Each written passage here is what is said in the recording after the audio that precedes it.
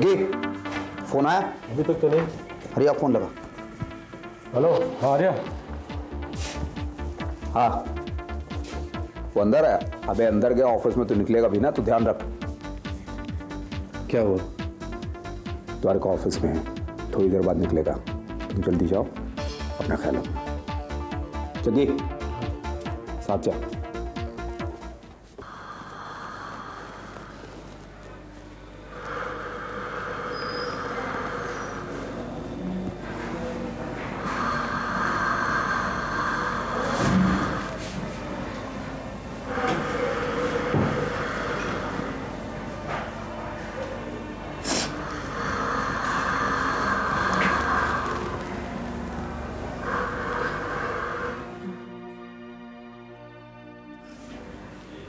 Abu, Abu please please मुझे छोड़ के मत जाइए। मैं आपके बिना नहीं रह पाऊंगी। मैं जानती हूँ आप मुझसे बहुत नाराज हैं। मैंने कभी भी आपकी बात नहीं मानी, हमेशा आपसे नफरत की, लेकिन आपने तो मुझे हमेशा चाहा ना अबू, मेरा ख्याल रखा। अबू प्लीज एक बार मुझे माफ कर दीजिए अबू, मैं आपकी हर बात मानूंगी, आपका ख्याल रखूंगी। बस प्लीज अबू एक बार कह दीजिए आपने मुझे माफ कर दिया। अबू, अबू मैं आपसे पहले कभी नहीं कह पाई, वो दिन भी मैं आपसे कहना चाहती थी। Abu, I love you Abu, I really love you Abu, मैं आपके बिना नहीं जी सकती अबू, प्लीज प्लीज मुझे माफ कर दीजिए।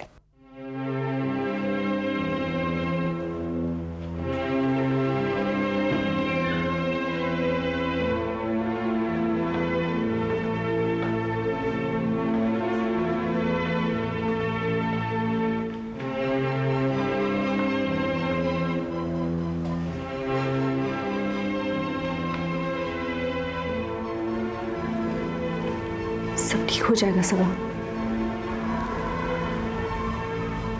कुछ ठीक नहीं होगा, कुछ ठीक नहीं होगा। मिस्टर उसीजा कैसे हैं?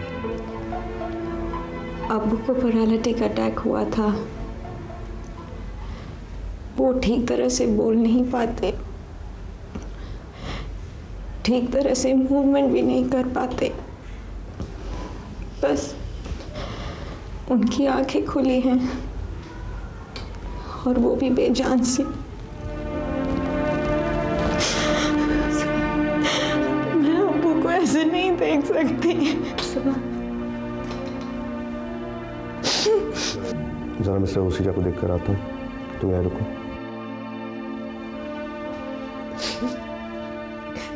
सुनीता, बताया उस दिन मुझे ऐसे लगा जैसे मुझे मेरे खोए हुए अब्बू फिर से मिल गए। उनको उनकी गलती का एहसास हो गया था और वो मुस्कुराकर मेरे सामने खड़े थे और फिर अचानक वो कहा। सबा प्लीज उसके बारे में मत सोचो सबा। नहीं सुनीता, मेरे अब्बू फिर से खो गए। नहीं, ऐसा कुछ नहीं हुआ है। तुम्हारे अब्बू अभी तुम्हारे पास है।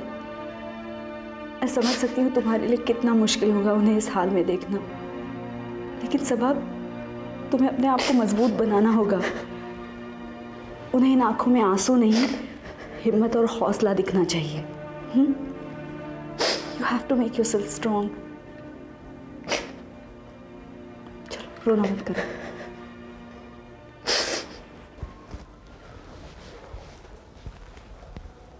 अभी अभी मेरी डॉक्टर से बात हुई है। डॉक्टर ने कहा कि आज ही मिस्टर उसीजा डिस्चार्ज हो जाएंगे।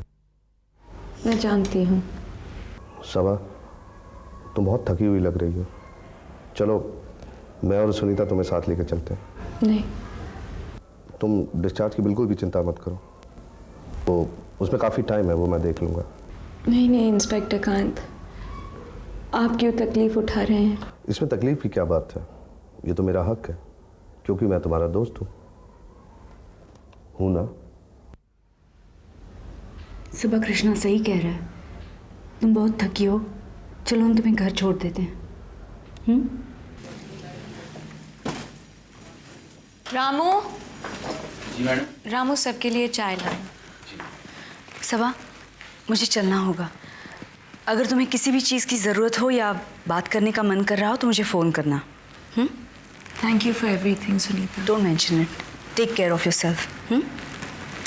कृष्ण, उसका ख्याल रखना और अगर कुछ बात हो तो मुझे फ़ोन करना। तुम चिंता ना करो, मैं ख्याल रखूँ। मैं बाद में मिलूंगी। ओके।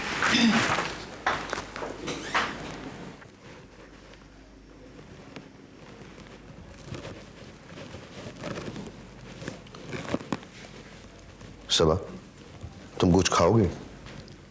नहीं, मेरे ख्याल से तुम्हें कुछ खा लेना चाहिए। मैं बाद में खाऊंगी। प्रॉमिस?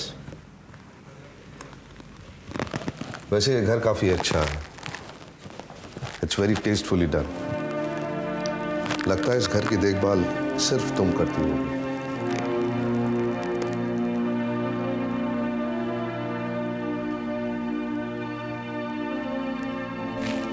क्यों, मैंने ठीक कहा ना?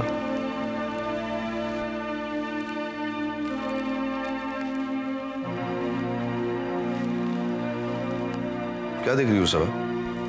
कुछ नहीं,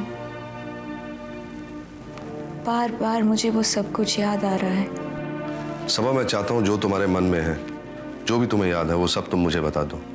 इससे तुम्हारे मन का डर हमेशा के लिए खत्म हो जाएगा। अच्छा ये बताओ, तुमने वो एक्सीडेंट कहां से देखा था? मैं उस खिड़की के पास खड़ी थी। पता नहीं वो दिन अब्बू टैक्सी में घर क्यों आए। आकर वो थोड़ी देर के लिए स्ट्रीट लाइट के नीचे खड़े रहे। अचानक उन्होंने ऊपर देखा। उनकी आंखों में आंसू थे।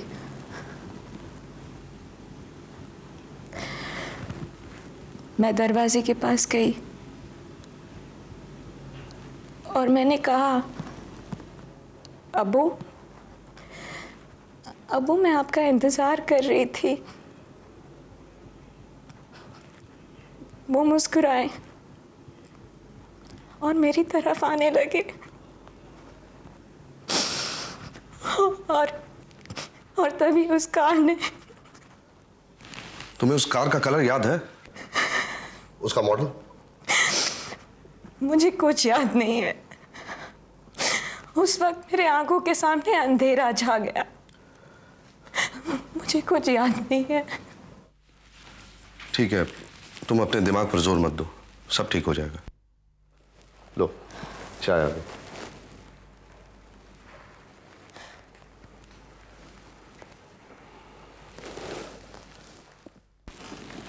सबा एक बात बताओ, क्या मिस्टर ओसीजा को एक्सीडेंट के बाद इमीडिएटली अटैक हुआ था क्या? नहीं, वो काफ़ी देर के लिए बेहोश थे और बेहोशी की हालत में ही उन्हें अटैक हुआ था। सबा, मुझे खुशी है कि तुमने बिना डर के मुझे सब कुछ बता दिया। I know you are a brave girl.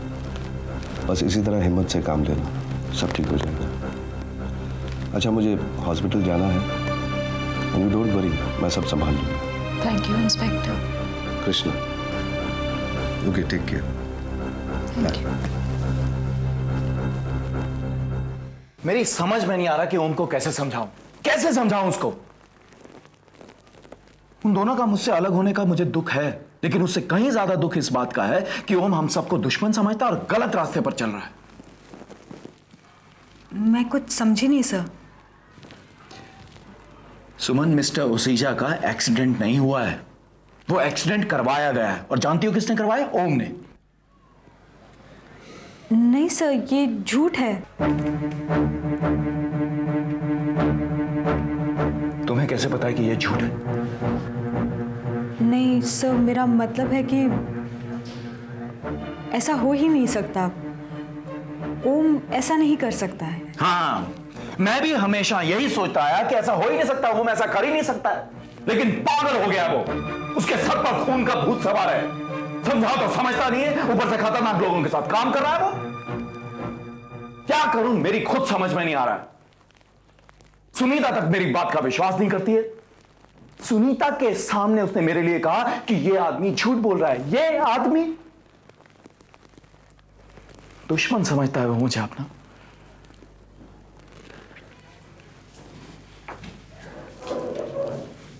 Sir, वक्त आने पर सच्चाई सामने आ जाएगी और सबको पता चल जाएगा कौन दोस्त है कौन दुश्मन है। और तब ये हालात ऐसे नहीं रहेंगे, मुझे पूरा विश्वास है सर। आप प्लीज परेशान मत होइए।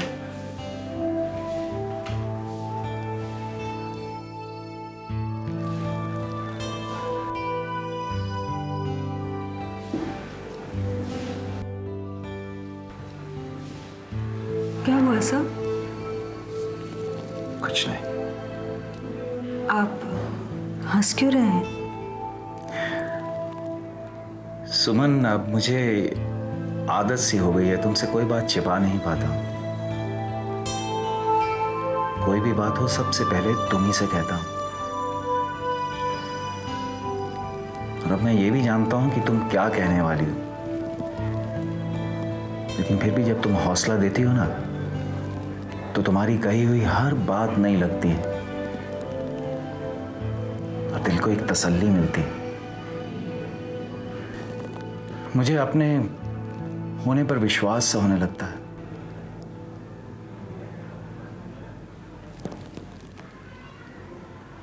सुमन, मेरी जिंदगी में तुम्हारी बहुत अहमियत है।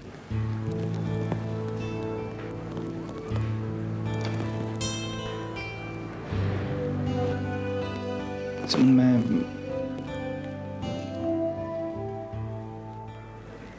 द्वारका अंकल, आप? मैं ये कहने आया था कि उससे तो अभी तक हॉस्पिटल में है, तो जितनी भी पेंडिंग फाइल्स पड़ी हैं वो लेकर कल मेरे पास आ जाना। जी, आप फिक्र मत कीजिए, मैं सब संभाल लूंगा। कोई भी काम रुकना नहीं चाहिए। मैं चलता हूँ। हाँ सुमन, मैंने शिवम से तुम्हारे काम की बहुत तारीफ सुनी।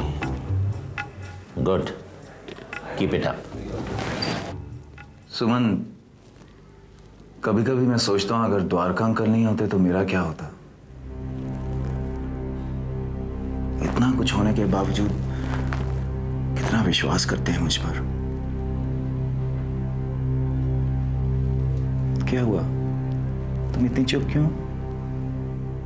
नहीं सर, आप कुछ और बात कर रहे थे। ओ हाँ, मैं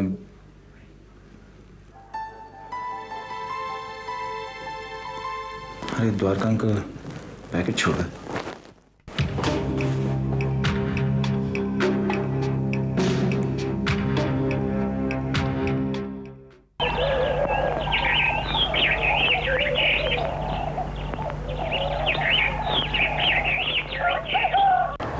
लोग आ गया।